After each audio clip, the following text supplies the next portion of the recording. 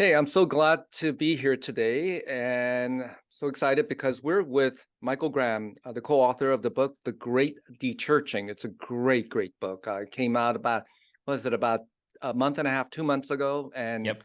it's been on every pastor's bookshelf. And I got it, read it through from beginning to end, and had so many questions. Um, and we're going to spend a little bit of time with Michael Graham. Michael Graham is the programming director for the Keller Center for Cultural Apologetics. He is also the executive producer of As in Heaven. He is just a smart guy beyond that. And I'm also with Kevin Yee, partner in crime at SOLA. It's also with Rooted. Um, Michael, it's so good to be with you today. It's good to be with you as well. Yeah. Hey, I know you've been in probably about 120 interviews. I think that's what you said. And so we're going to try not to go over a lot of the questions that you've been answering dozens and dozens of times, but rather try to get at this from an angle that is of particular interest to Kevin and me and our audience.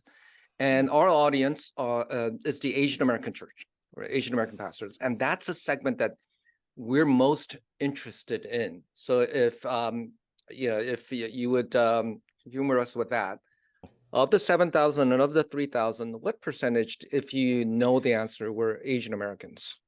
It's a great question. I don't know off the top of my head. And if anybody is listening to this and wants to know, like, in having a lot more see, I've had so many conversations just like this one Mm-hmm. with various, typically, West Coast centric, conversations with Asian American pastors and Asian American church communities that want to know more information about what is going on among Asian American dechurching. If you're listening to this and you have means or you have friends who have significant means and you want to know a lot more about this subject, I would like to do a fourth phase in this study. I'll need about $50,000 to $75,000 to do it justice. But I have a lot of questions about what's going and a lot of curiosity, frankly. And Mm-hmm. there's no doubt in my mind that the demand is there for people who want actionable answers for what's going on among Asian American dechurching, because Asian American dechurching is worse than any other ethnicity. Okay. The dechurching that's going on there is twice the rate of those who are Hispanic and Latino, and I feel like 40 or 50% faster than those who are Anglo or African American. And so here's the challenge that I have. I can't say too much about what's going on among Asian American dechurching because of the statistical significance of sample sizes. Right. Okay, the standard deviations that I have of the Asian American subset of the database, I can't say too much with statistical significance besides the fact that Asian Americans tend to be dechurching, at kind of alarming rates. Now, what I want to know more about is what's going on in first generation, second generation, and third generation immigrants. I want to know that in any, Asian American, Latino, Hispanic, and immigration that's occurring from other places as well. I want to know more about childhood the abuse scores, the ACE scores. There's a couple other areas. I have a list of about 20 areas that I think that there's more to be explored on that would be pastorally and missionally actionable. Right. I mean, that's the whole point of all this stuff, is you get information so that you can make better decisions in terms of philosophy of ministry, contextualization, and just cultural Yeah. engagement. Well, can I ask, Michael, what made you say the first statement to begin with, that they're dechurching twice the rate or 40% or something like that? Yeah, it was, if off the top of my head, I feel like it was, I don't know, 37, 38, or 39% of Asian Americans had dechurched. And I think it's like 17 or 18% among Hispanic and Latino, and in the high 20s or around 30% for African American. And white folks.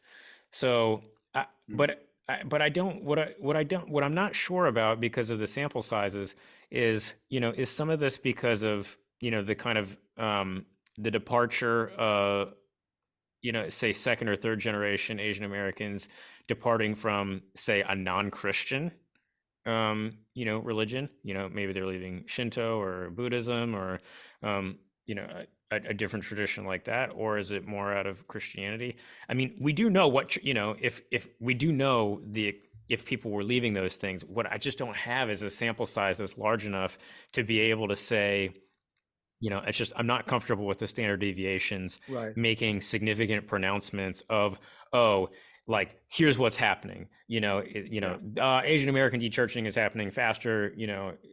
Not because of Christianity, but because these Right. other traditions or whatever. I just don't know, and so I'm cautious.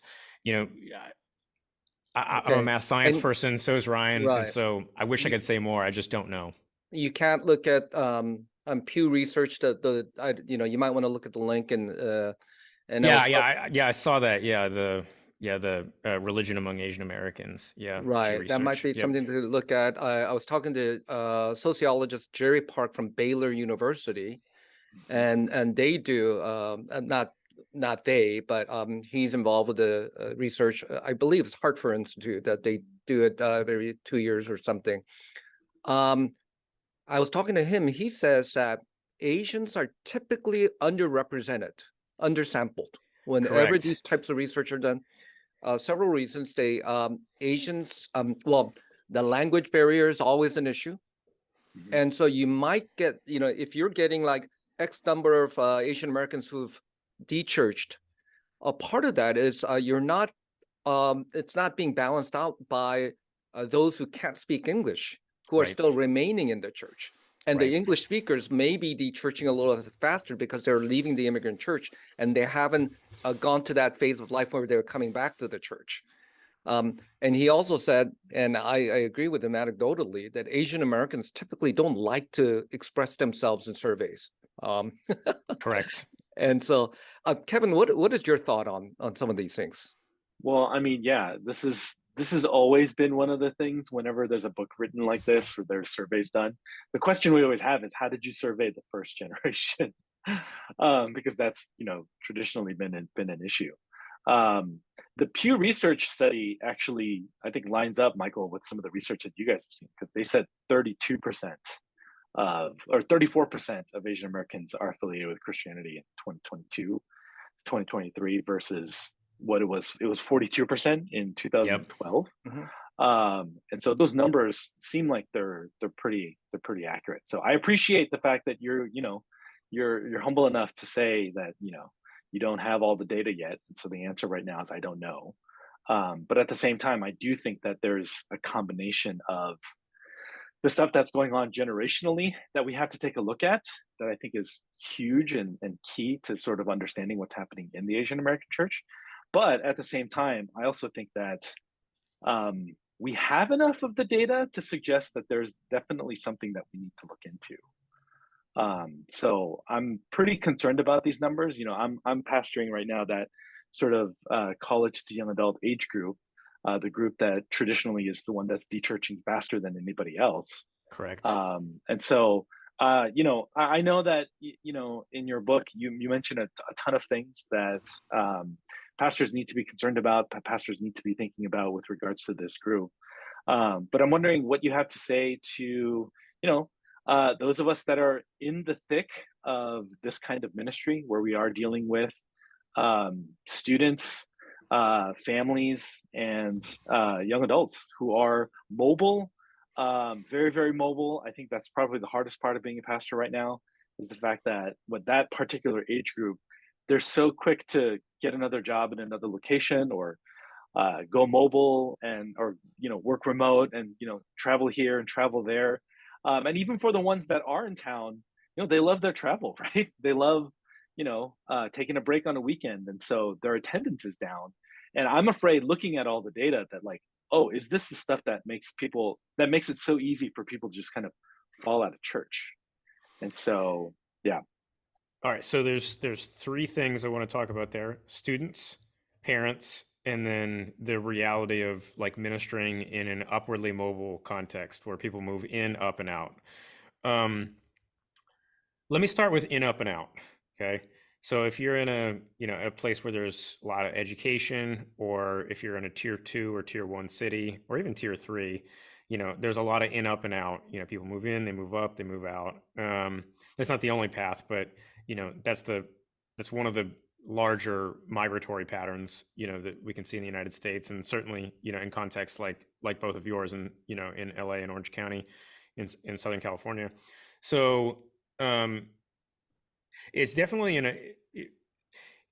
living in. There's a pastor in DC who says that he feels like, how did he call it? His job is to hug the parade. In other words, there's a parade of people.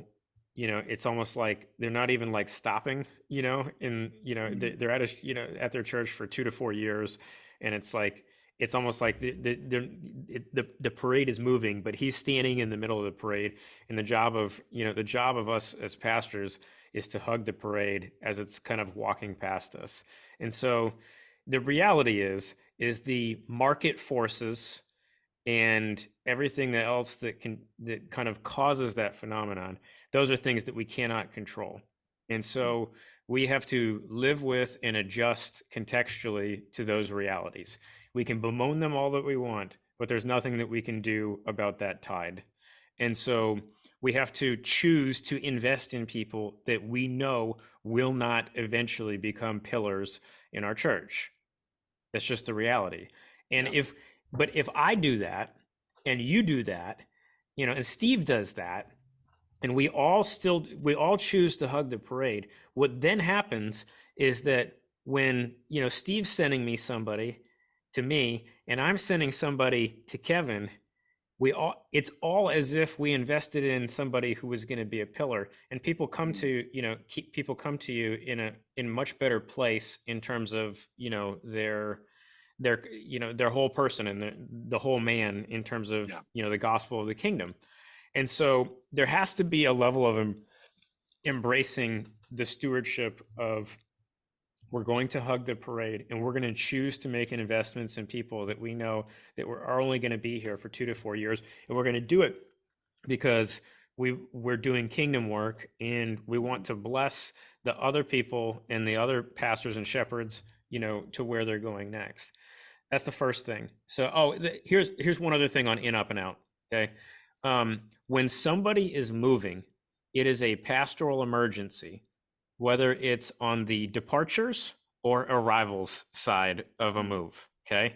So let's talk about departures first. Okay. When somebody is moving from your community to a new community, every pastor needs to have a system or process in place where they help that person with the due diligence that they need to do to get connected to a healthy local church in the new community. Now, you got to put yourself in the shoes of somebody who's moving. Move is a 4-letter word, and you got to do all sorts of stuff.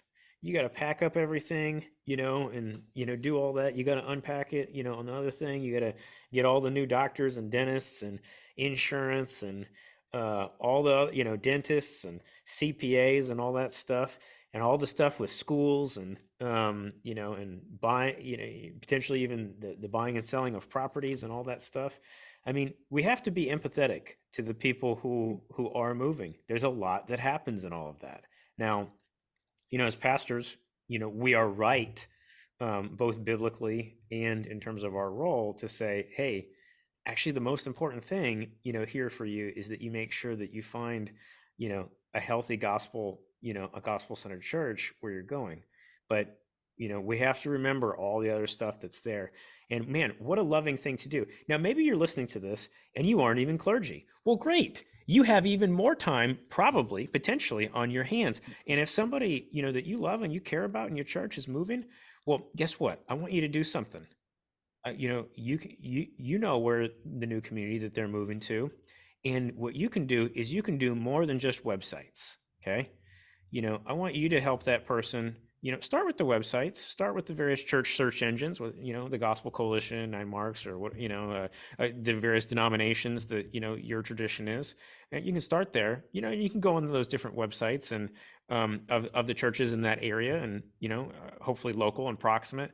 But then I want you to go a step further. If you're that person's friend, I want you to start listening to some sermons, and maybe you can even shoot an email or two to some of the different pastors in this church. Hey, I've read your whole website. I listened to a couple sermons. Can you tell me a little bit more, about just kind of something that I wouldn't be able to find, on your website, that, things that are important to you and the leadership there.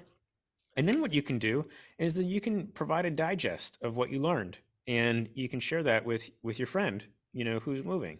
That's something that the church body can do, and this is something that we want to inspire people to do, in this dechurching thing. So that's the in, up, and out, hugging the parade, moving. Arrivals. Okay, look, if you're listening to this and somebody moves into your apartment complex or your neighborhood, you know what? Just go up and introduce yourself. Hey, I'm Mike. Looks like you're new to the neighborhood. I'm so glad that you're here. I'm going to give you my cell phone number, and feel free to text me, if you need some recommendations for a good pediatrician, a good doctor, a good dentist, this, that, or whatever. Is there anything, here in your move-in that you're like, you just, you can't find it in a box that I can help you with, some tools or, anything of that sort?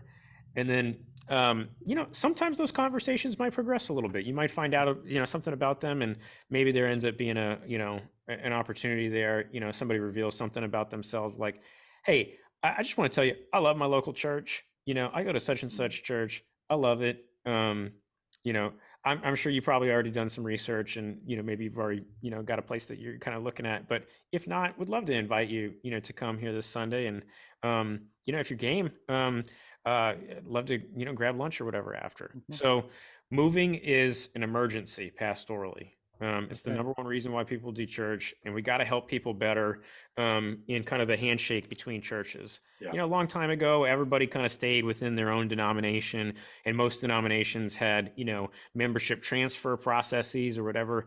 But the religious marketplace is such that movement is a lot more fluid, kind of between traditions, and denominationalism is not as prevalent as what it was before. And so I think a lot of people are kind of falling through the cracks in some of these processes. Right. So the second thing. Go ahead. Okay, go ahead. I'm sorry. Well, I want to hit Kevin's questions on students and parents. So what I want to say to parents, if you're listening to this and you're a mom or you're a dad, the way that parents engage their children played a role in about 40% of them in terms of dechurching. And so, and I don't think that the desires that the children who dechurched had of their parents were bad.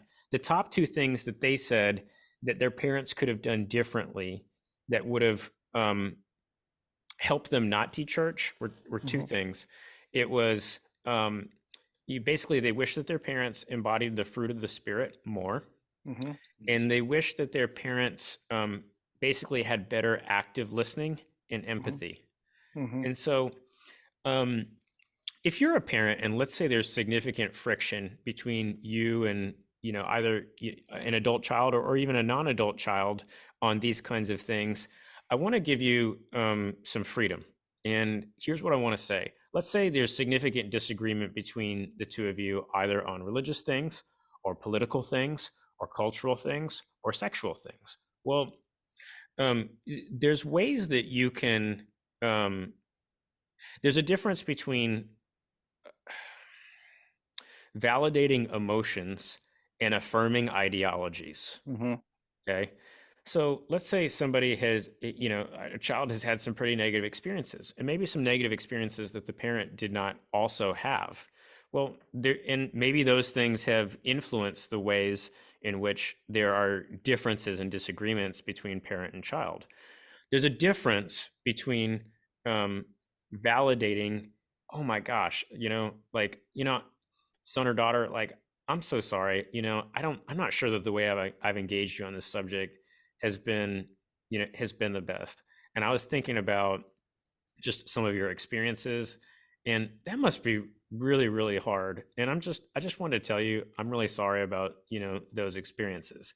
That's different than having a conversation, with your son or daughter, and maybe where there's, big gaps, that are there, and saying, oh, like, hey, here's this problematic idea or set of ideas, and like, oh, I affirm or I agree, like this whole thing. So just kind of knowing the difference between, and I think just there has to be a posture between adult and child of, in the book we call it quiet, calm curiosity. And so, and obviously, as the parental relationship is something that is constantly evolving over time. So we just have to know the difference of like, well, what season and what phase of life am I in? What's the ceiling on what, it takes two people to be in a relationship. So you can only be in as deep of a relationship as the person who wants less relationship is willing to do. So you have to, we have to exercise relational wisdom in terms of how we navigate, the parent-child relationship. But I think a posture of quiet, calm curiosity, the kind of posture that, say, a licensed mental health counselor has, is something that can go a long way in the parent-child relationship. And that can be hard because, let's say you're a parent and you have really strong thoughts about like what's good or not good, for a child, what's healthy and what's unhealthy. And sometimes you just have to sit in that tension and, um, and be willing to ask questions and just listen, and maybe not give, input on, on everything that you want to be, you want to give input on. Sometimes your kids just, sometimes people just need to be heard. And, and hearing that, I think in almost all instances, it's just really important that we maintain the relationship, and we try to grow towards that other person in terms of relational intimacy. So I think anything that, if there's strain in those things, anything that you can get your hands on that's going to help you in terms of, quiet, calm curiosity, relational wisdom, growing in, God awareness, self-awareness, others awareness, of how other people are experiencing you, cultural awareness and emotional awareness. Anything that you can learn in those things is going to help in those relational dynamics. I think it's also helpful for parents, particularly parents of adult children. It's just, embrace the village. Don't be insecure if, some other adult in your child's life, you told them the same thing that some other adult in that, in your child's life said. And it's like, they treated your words like, like they were worthless, and they're like treated the other person's word as if they were gold. Don't be insecure about that. Yeah. Just be, celebrate the fact that there's wisdom that's being embraced, and don't be insecure about the source. Yeah. And then with respect to students, student ministry is really, really, really important. We knew that it was important before this. We feel even more convinced that it's really important. I think every local church, if you go to like your, whatever state you're in, they all have academic standards in terms of, okay, somebody who finishes second grade, they need to know this about math and this about history and this about this and whatever. I think it's good for us, for local churches, particularly if you are of a medium size or higher and you have enough staff to do this. It's good to kind of develop benchmarks of maybe not year by year, but just kind of 3-year age blocks of where do we want to see our people to be at, in terms of head, heart, and hands. So our head is obviously our thinking, and that's doctrine, theology, the life of the mind. And then the heart is the religious affections, are the emotional ways that we relate to, the gospel of the kingdom. And then the hands being our actions in real life, in community with other people, whether that's inside the body of Christ or in the communities where we, kind of live, work, and play, and everything up to and including things like, mercy and justice. So when we it won't be enough, the questions that I get largely from young people aren't necessarily like, is Jesus true? They want to know, is Jesus good or is he beautiful? Mhm. And those are the questions, and those are more heart questions and hand questions than head questions. It's not that the head is unimportant. Those things still need to be there, and those things need to all be in balance and in tension with each other. However, it won't be just enough to use the kind of methods of the 20th century apologetics, which were largely centered around, Right. is Jesus and the gospel true? Those things still have to be in the mix, okay? But people need to know that Jesus is good for the world. He is good for you. His kingdom is good. And actually, all of the things that people want and all these movements towards, utopia and justice and all of these kinds of things, those are all the aim. What people are actually longing for is the kingdom of God. It's just they're longing for the kingdom of God without the king. And Mhm. so we gotta help people understand that some of those broader cultural movements that people are looking for. Well, they're looking for Right. the kingdom without the king. Well, you can't have the kingdom without the king. So if Right. you want that, we got to know the king.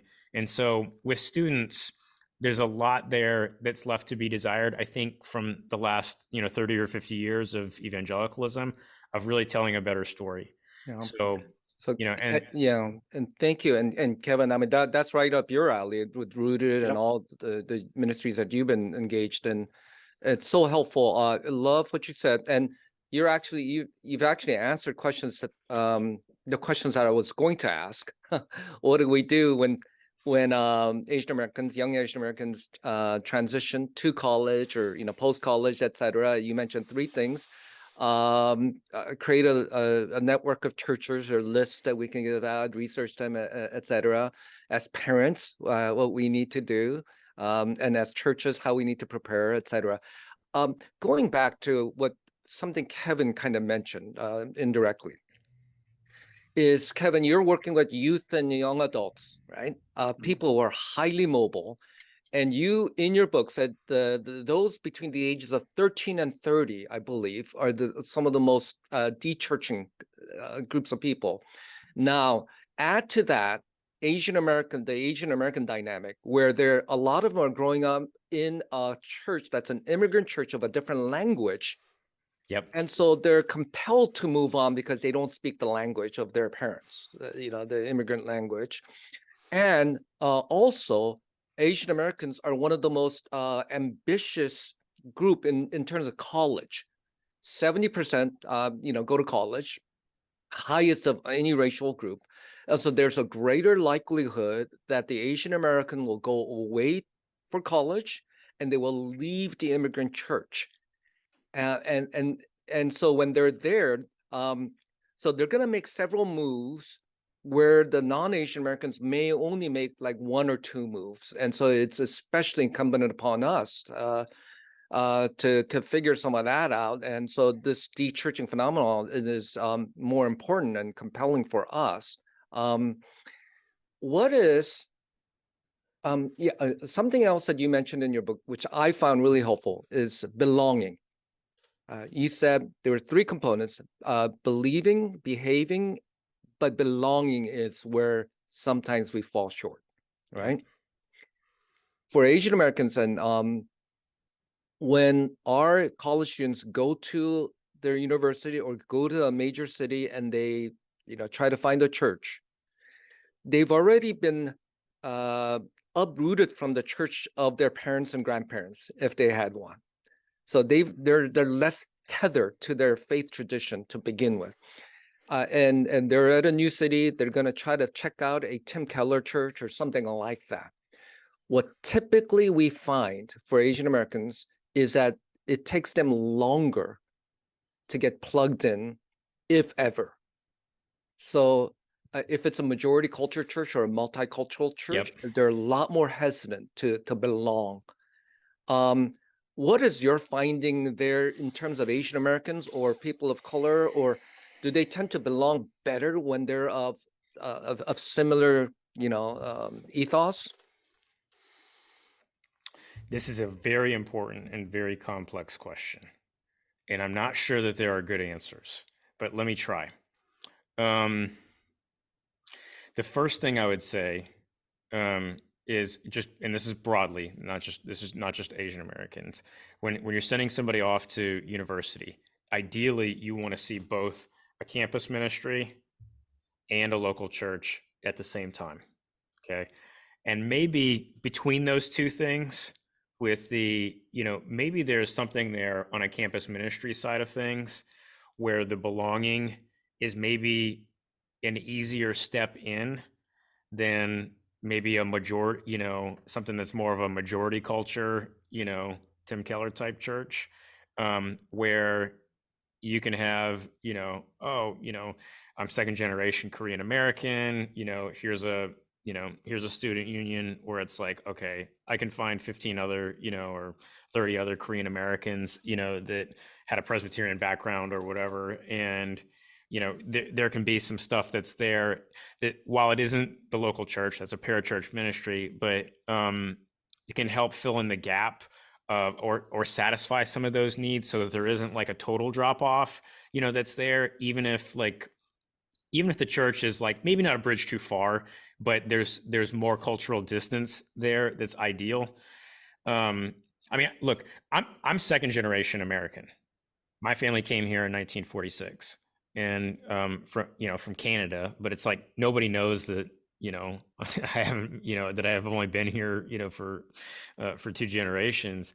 But I feel the tension with the I feel a lot of tension with the United States. I feel a lot of tension with majority culture.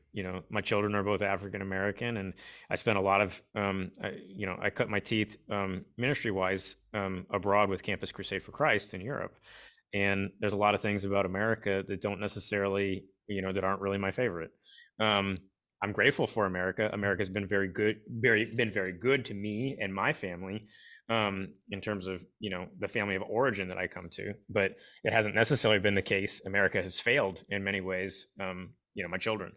So I have complex thoughts, about these things too, of like, I don't always feel, even in majority culture churches, I feel a lot of tension, there, as well. It's just that the issues of tension are not necessarily the same, in an Asian American context as well. So I think that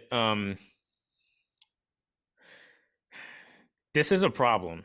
And you just kind of bringing it up, and I don't really, apart from, trying to help, your college students who are moving on find a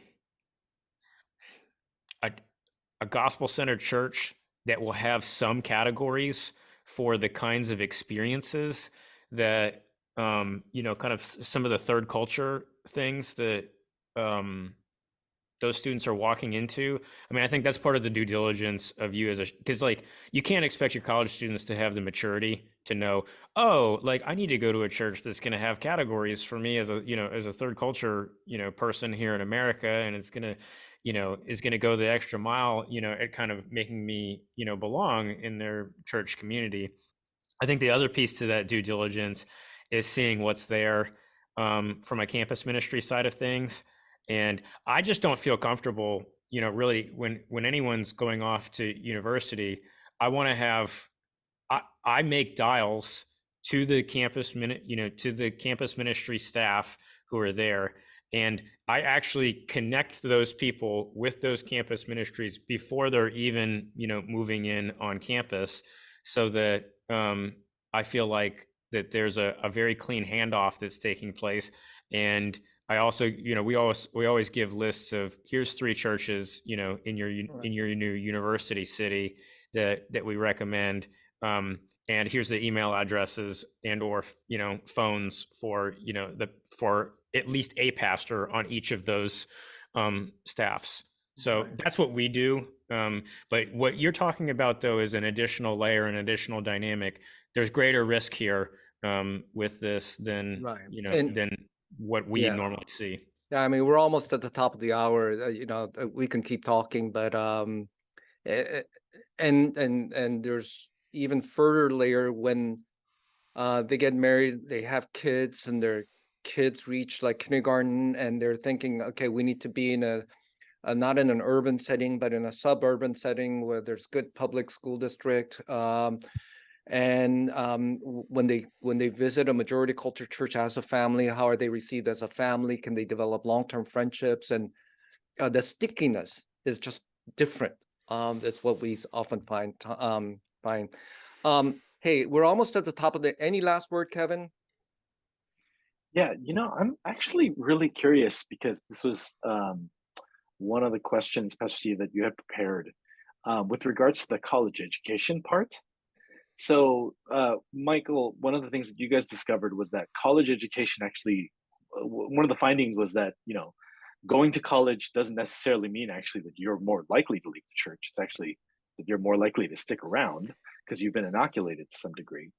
And with the high, college education rate of Asian Americans, I'm actually wondering then, is it with Asian Americans that are tending to leave, even with the higher, college education part of it, that it's not really about, as you were talking about earlier, the apologetics pieces and those kinds of things, but if it really is about belonging, and if it really is about taking into consideration the lack of empathy maybe that they've had at home. Some of those things remind me more of like the differences between first and second gen.